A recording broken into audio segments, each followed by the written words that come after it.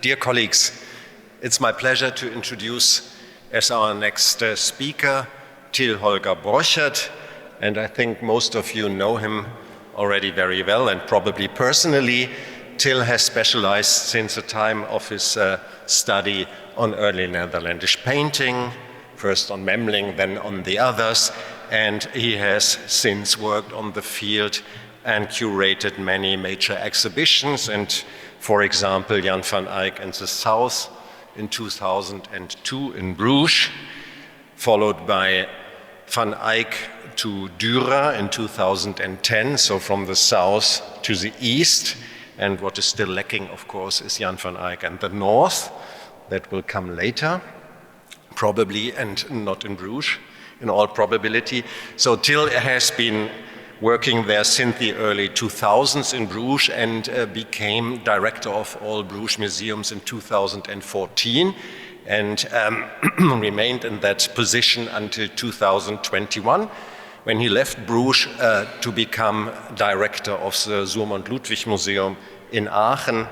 And well, besides that, he has contributed to many an exhibition and a catalogue and etc. And I just mentioned the Van Eyck exhibition in 2020 in Ghent, where he was a co-curator, and he has written, I think, a certain number of articles. And I can't remember how many they are. I have a lot of prints, and well, they fill a shelf. So, Till, the floor is yours. Thank you, Stephan. Stephan has the good deal here because he can moderate. I have to give a lecture, and when I was asked to do something, I thought maybe it is interesting to look back at the concept of, what do we think about stylistic congruences, and especially about what a few years ago became very fashionable, the idea of style and modi of style, that is to say, the idea that an artist occasionally changes his stylistic language in order to find an appropriate way of expressing himself according to the subject. So a concept that comes from the classical rhetoric is there known as genera dicendi, and I kind of couldn't resist to make it my first language joke in Latin, and of course not pingenda, it should have been pingenda.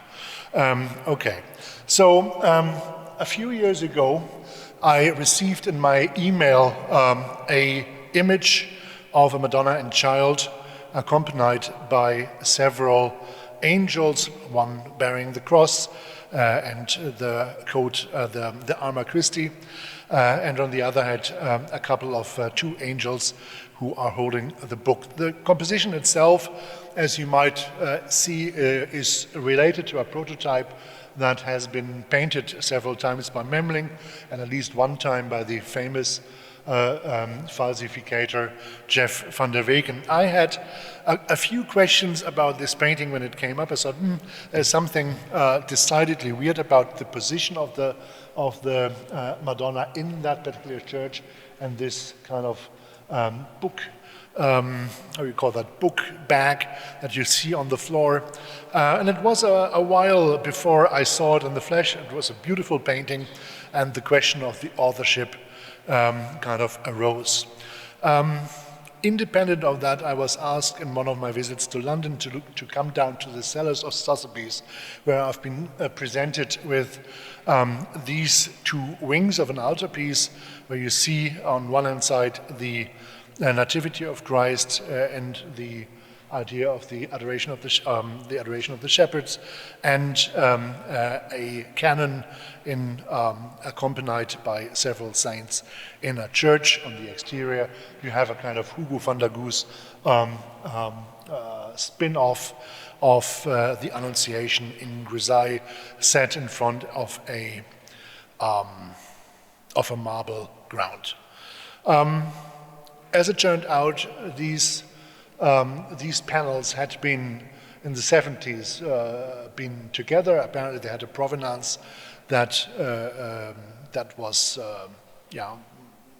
could be traced back to the 18th century. It was in Spain at that time, but somehow the middle panel and the wings were split and came separately on the market. They were bought by one dealer who published this piece as a work by the master of 1499.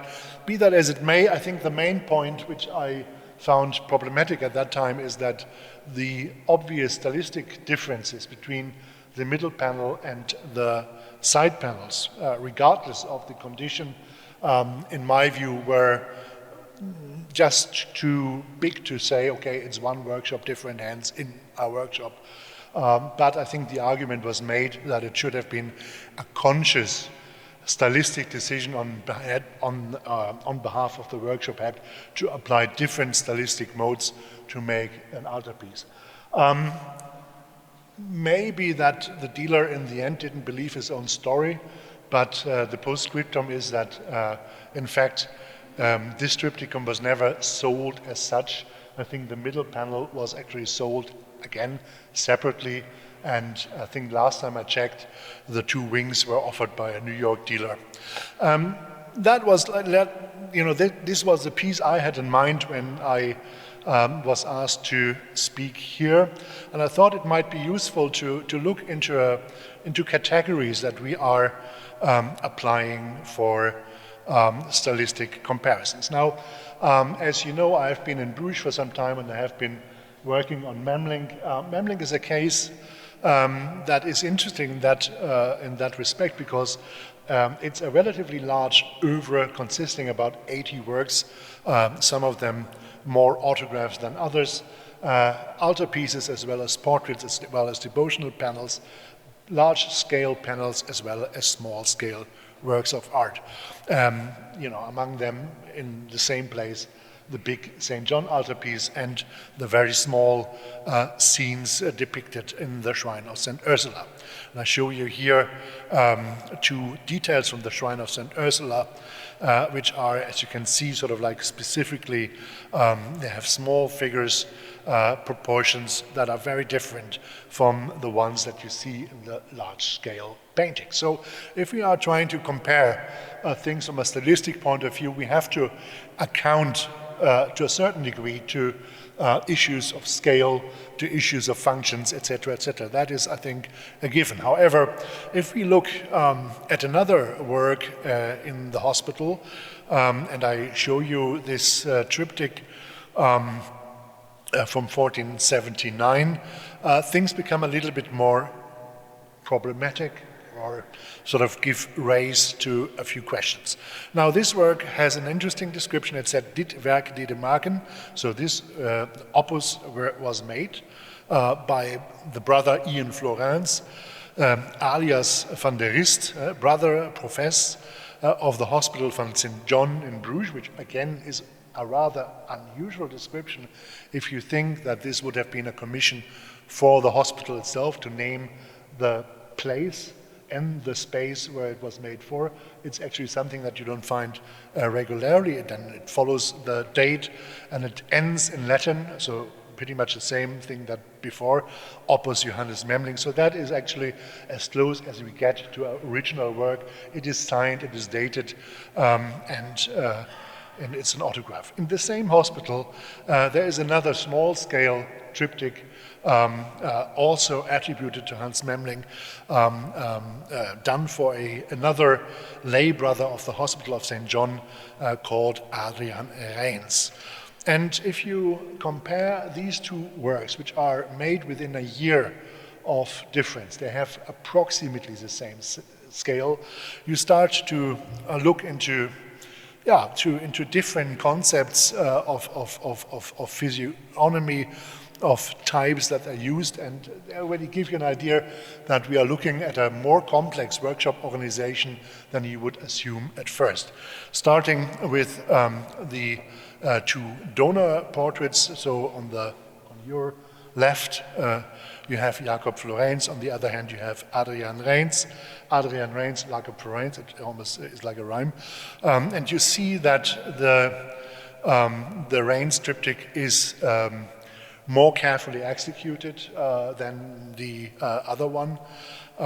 If you compare the physiological types of the Madonna here, of the small nativity scene with the lamenting Virgin on the other, again, you could say, okay, there are significant stylistic differences that you could eventually try to attribute to lesser payment, less sort of like intimate contact with the donor, etc., etc. But it's something which is rather consistent, I think, if you look at the careful execution of the painting for Jacob Florenz, and again compared to the one in the Florence triptych. Now, this said, of course, it's sort of like the same typology. There are many similarities, but you know, it's not exactly the same thing, and I think that becomes very clear if you also look at the other female figures that are depicted. It's the same type, the execution, and it's not so much a question of the surface and about the state of preservation shows different handling, different kind of finish in a way. Yeah, and if you look at the outside, this I think this continues. Whereas the Florence triptych has a very prestigious, complex iconographic program, which shows, displays a sort of artistic ambition. This is definitively less the case in the Rains triptych. Of course, this is a female saint, and you compare it with Saint John the Baptist, but it's because of the beard. So there is a certain, similarity there. But again, I think the way the trees are handled shows a different approach, a different sort of finish that you can see in the comparing these two works closely. And this stuck again. This is from the inside.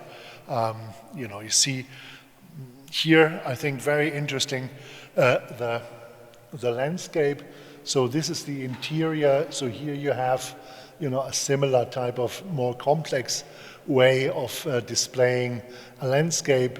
And here he didn't even seem to have bothered to create a landscape. It's a wonderfully ambivalent depiction of space, because it starts as a landscape and it ends like a curtain.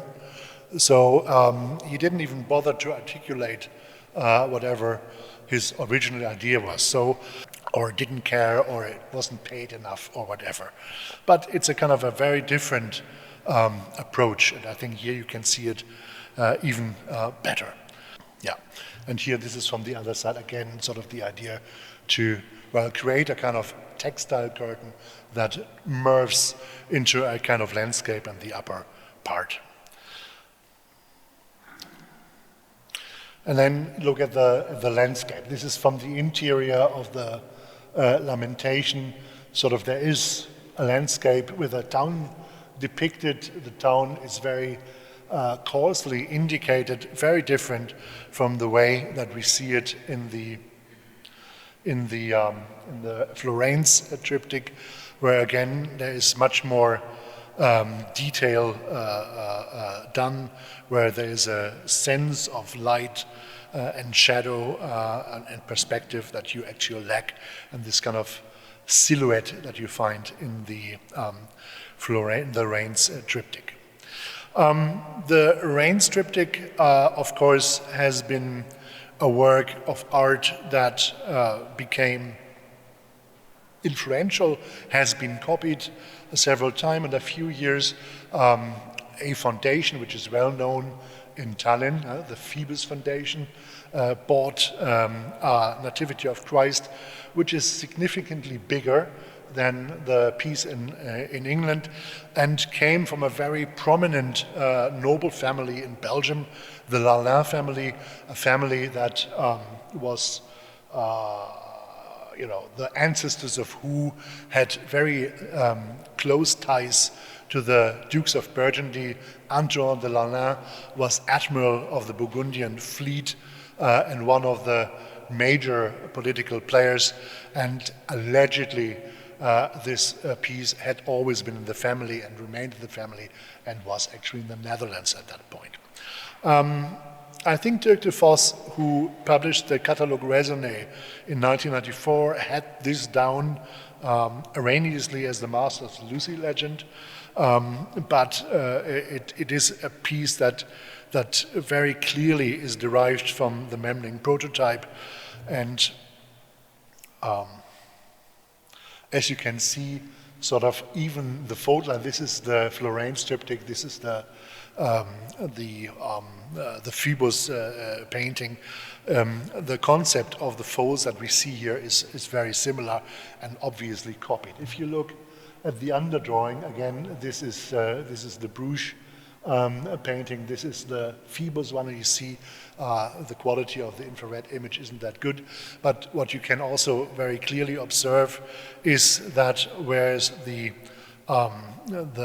Bruges one is underdrawn with dry medium, sort of using a kind of pencil, a charcoal or something like that, yet also very precise. The other one is trying to emulate something which looks like copying an existing surface and trying to put that into the underdrawing, which then serves to paint the surface as we saw it. Now, if we are looking into Memling, we have works that are, because of the quality, because of the artistic ambitions, because of the patrons, because of the location, very clearly accepted chef d'oeuvre, top pieces by the artist. One of the examples is the diptych of Martin van Nieuwenhove, but as Stephan knows, because he has a spin-off of that painting of the Madonna in Berlin, and there is another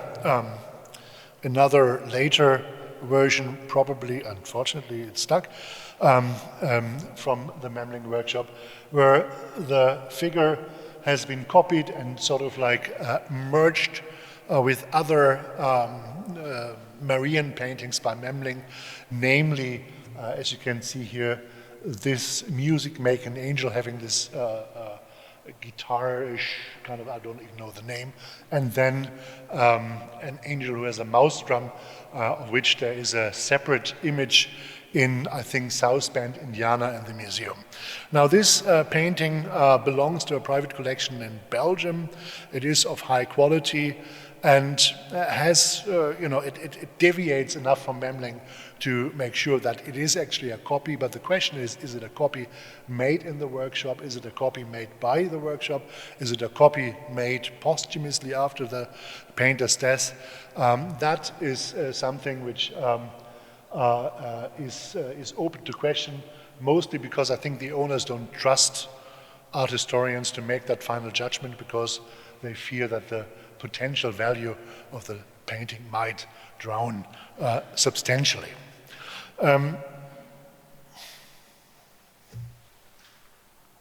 Yes. And Memling, of course, has been present in the Baltic.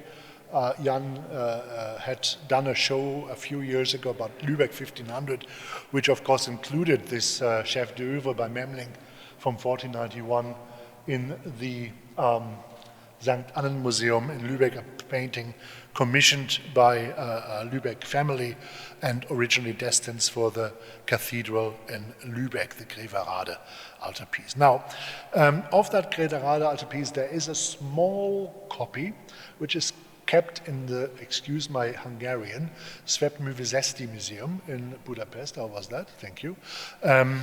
Which shows essentially the same subject as the Lübeck altarpiece. And again, also this is a painting where the question of, is it by a follower?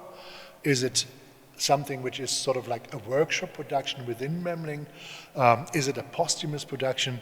Sort of is very, very open to question. When the late Susan Urbach catalogued this in her early Netherlandish catalogue, I think she made the case that it was very close to Memling, and I believe today the Budapest Museum is classifying it as a workshop of Memling.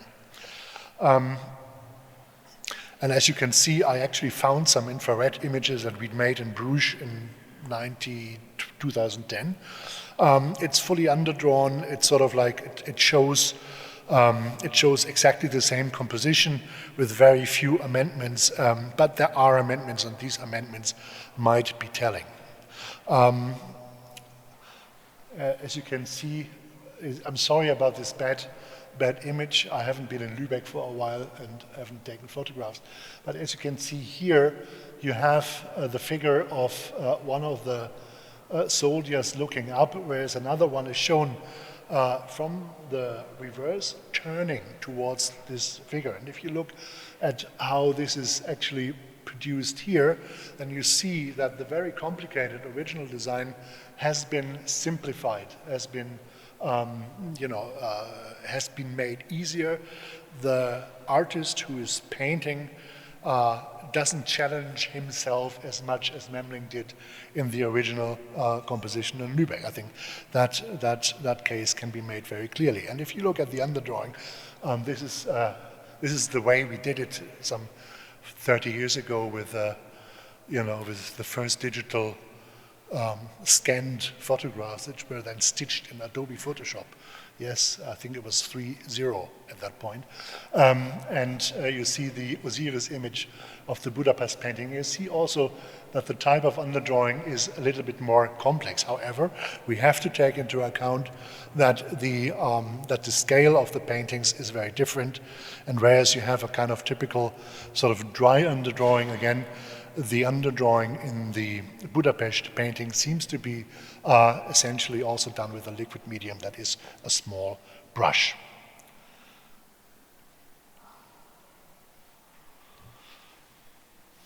Yeah. And how could it be? So I'm trying to not only prove to you that I have been recently in Madrid, where the Colecciones Reales have opened, and I can recommend that highly. So for now, you can actually see the entire set of Juan de Flandes in Madrid. But what I'm trying to point out that you can do the exercise with other works as well. Again, taking into account the scale, the different functions of the works, and obviously we come to Sittow. Here you have the Washington Ascension and the painting from the Prado. For those of you who have seen the exhibition in 2018 in Washington and in Tallinn, there were a lot of images included. I think it gave a good idea about the artist's production. And I remember I brought this painting in the discussion, and there was a lot of also opposition of that, because the painting technique between the wonderful portrait of Sittow in Washington and this man with a rosary is quite different, however aims to achieve the precisely same effect. And so I think I was charged with all the works that other people thought, they may be not by Sittow himself, like this one. Also from the Patrimonio Nacional. But if you look in the way these are painted, they are not big, they are sort of small, but how they are sort of articulated, how they are worked, then I think if we are going on to look at the Berners painting, we do recognize that the type of surfaces and the idea of like how the surfaces are constructed are very different. The scale of the faces is not so different. However, the preciseness and the clarity of the brushwork is. And I don't know how to cope with that, because it would be easy to say, okay, it's, he is here, it's cold, he doesn't manage to grind his pigments to a degree that allows to have this kind of very loose brushwork. But it seems to me something which is substantially different. It's a very different handling. And the question is that a conscious choice? Is it something to do with the circumstances under which he works, or what are we looking at? And I would like just to point out, these are actually photographs I've been able to take during that wonderful trip we had in 2000, when was it, 21? Yes, my first post-pandemic trip to Sweden. You remember when you first boarded an airplane and said you're going to die now? That brought us to Põhjas, and we had the opportunity to go really very close to look at this.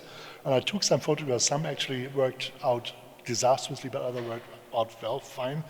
And it gives you an idea, sort of like how the brushwork sort of like is applied. It's very different from the other works that I've seen in the exhibition.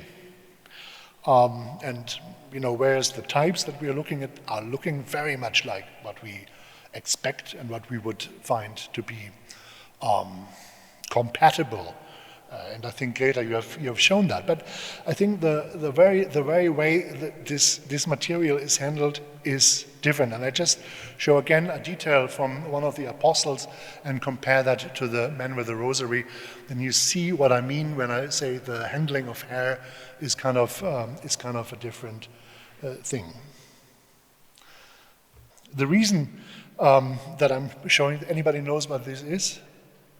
Okay, you remember the Ghent altarpiece? There was a restoration campaign, and that restoration campaign took some 12 years, and they did restore the exterior. In the meantime, the interior part has also been restored.